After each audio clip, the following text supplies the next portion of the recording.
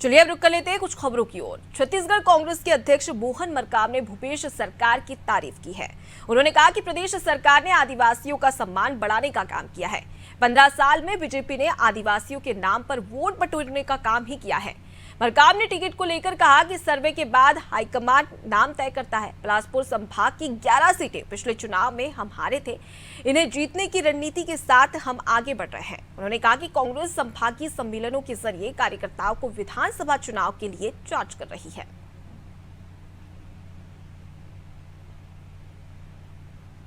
नहीं ठीक है, हम तो हमेशा कार्यकर्ताओं से कहते हैं 10 मांगेंगे तो टिकट एक ही को मिलेगा। हम कोशिश करेंगे जिनका नाम सर्वे में ऊपर 3 में आते हैं तो उन नामों पर हम लोग विचार करते हैं, उसी में से हम लोग टिकट देते हैं। तो स्वाभाविक है टिकट एक को मिलेगा, बाकी सब हमारे के साथी उसको जिताने में लग जाए। माननीय शैलजा मैम जी ने यही कहा है क्योंकि बिलासपुर संभाग के हम 11 सीटें पिछले चुनाव में हारे थे, उन सीटों को भी हम कैसे जीते उस रणनीति के साथ हम लोग आगे देखिए, मैंने पहले भी कह चुका हूँ इस मुद्दे पर, भारतीय जनता पार्टी 15 साल तक आदिवासियों की उपेक्षा की थी, आदिवासी गौरव की उपेक्षा की थी, आदिवासी हमारे जननायकों की उपेक्षा की थी।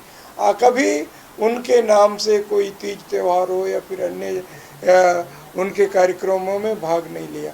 आज भारतीय जनता पार्टी निश्चित हार देखकर पुरखौती सम्मान यात्रा निकालने का प्रयास करती है, मगर इससे कोई फर्क नहीं पड़ने वाला है। हमारी सरकार, माननीय मुख्यमंत्री भूपेश बघेल जी की सरकार लगातार आदिवासियों का सम्मान गौरव बढ़ाने का काम किया है। तीज त्यौहार हो, रीति नीति हो या हमारे जन नायकों के सम्मान में उन्होंने कई जगह कॉलेजों का नाम, उसके साथ साथ संस्थानों का नाम रखा है। तो स्वाभाविक है 15 साल जिनको मौका मिला था वो कुछ नहीं कर पाए, आज सिर्फ और सिर्फ उनके नाम से वोट बटोरने का प्रयास करते हैं। पूरे प्रदेश में 5 संभागों में संभागीय सम्मेलन होना है, जिसमें बस्तर और बिलासपुर हो गया है। आज दुर्ग संभाग के संभागीय सम्मेलन है। सम्मेलन के माध्यम से हमारे पदाधिकारियों को रिचार्ज करने का हम लोग काम कर रहे हैं। हमारी बात